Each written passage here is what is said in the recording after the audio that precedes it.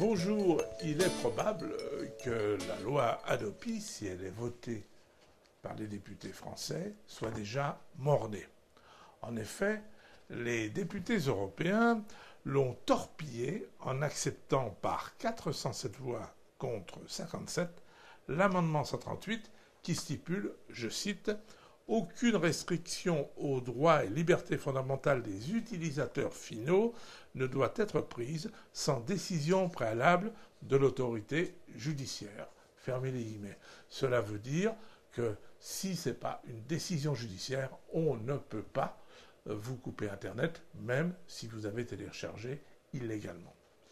C'est donc le contraire de ce que voudrait le gouvernement français et sa majorité parlementaire. Bref, la loi Hadopi a sérieusement du plomb dans l'aile, et c'est heureux parce que derrière ce projet se cache en réalité la volonté de M. Sarkozy de vouloir contrôler les internautes. Et cette loi liberticide n'apporte rien aux réalisateurs et aux créateurs, et encore moins, bien sûr, aux internautes. Il est légitime qu'auteurs et créateurs touchent leurs droits d'auteur. C'est pourquoi le chercheur français, Francis Muguet, propose le mécénat global, qui pourrait se substituer à la loi Hadopi. Un projet soutenu par Richard Stallman, le père des logiciels libres que vous connaissez. Que va apporter ce mécénat global s'il est mis en place aux créateurs, aux auteurs et aux internautes? C'est la question que je pose maintenant à Francis Muguet. Ça va leur apporter un système de financement basé sur l'appréciation des internautes. Donc au lieu qu'il n'y ait pas de système de financement du tout, il y aura un système de financement. Les internautes en pratique devront payer une somme contractuelle fixe en sus de leur abonnement d'AFAI. Qui peut tourner autour de... Alors ça c'est très variable. Ça, a priori, je ne veux pas donner de chiffres, peut-être 10 euros, peut-être 5, peut-être 30, j'en sais rien. C'est à voir. Sachant que le mécénat global, disons, s'adresse à l'ensemble des contenus. C'est un mécénat global parce que ce n'est pas uniquement la musique et la vidéo, c'est aussi les livres, c'est aussi les objets 3D, c'est aussi la presse en ligne, parce que n'oublions pas qu'actuellement la presse en ligne se meurt, c'est aussi les blogs. Donc c'est l'ensemble des œuvres numériques qui est visé par ce système. Ce n'est pas uniquement la vidéo et la musique comme il s'agit de la loi Hadopi. Vous proposez aussi à l'internaute de choisir lui-même à quel auteur et à quel créateur ira sa participation.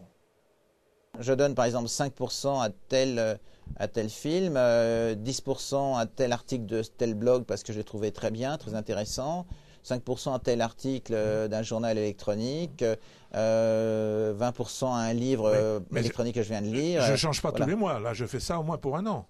Ah non, non, non, justement, c'est très flexible, c'est-à-dire que, alors ça, le diable est dans les détails, mais c'est une application informatique. Une application informatique, elle peut être assez complexe, elle peut être aussi très flexible, c'est-à-dire qu'on peut très bien dire, voilà, j'attribue 5% de ma redevance que je paye mensuellement, 5% de ma redevance sur 15 jours pour les chansons de Johnny, le Belge modégasque, par exemple. Voilà, exactement. Tout cela ne paraît quand même pas très facile à gérer. Qui va collecter cet argent et comment sera-t-il réparti entre les ayants droit?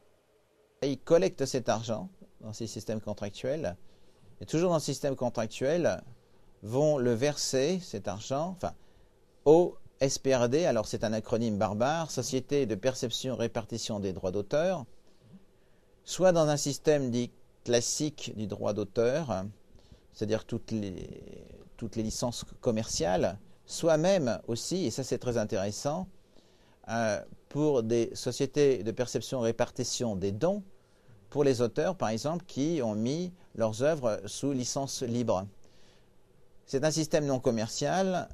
Donc, c'est les auteurs libres qui le désirent, pas tous d'ailleurs, pourront recevoir aussi ce mécénat correspondant à leurs œuvres libres de droit. Et alors, à ce moment-là, ce n'est pas une société, disons, de perception de droit, c'est une société de répartition de dons. Juridiquement, c'est différent, mais le mécanisme est relativement proche et toujours contractuel.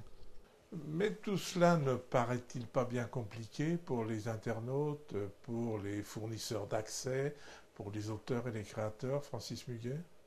Le système actuel est déjà très compliqué.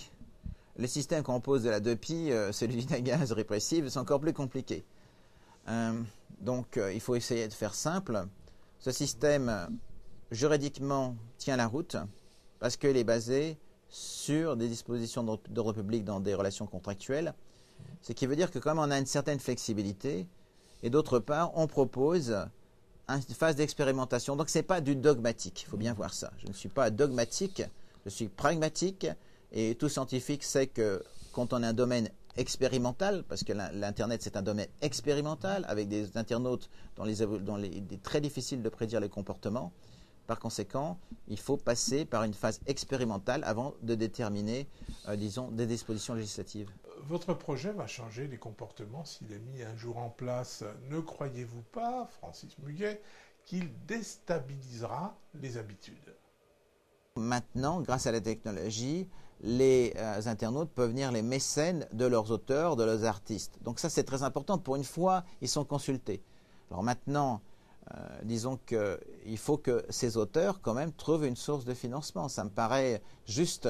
Voici donc le projet de mécénat global présenté par Francis Muguet avec le soutien de Richard Stallman.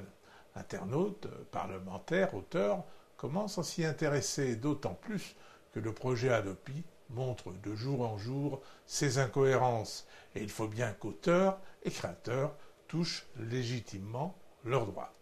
Et tôt ou tard, il faudra donc que ce problème soit réglé définitivement sans que personne ne soit grugé. Et il est nécessaire absolument que les libertés ne soient pas menacées.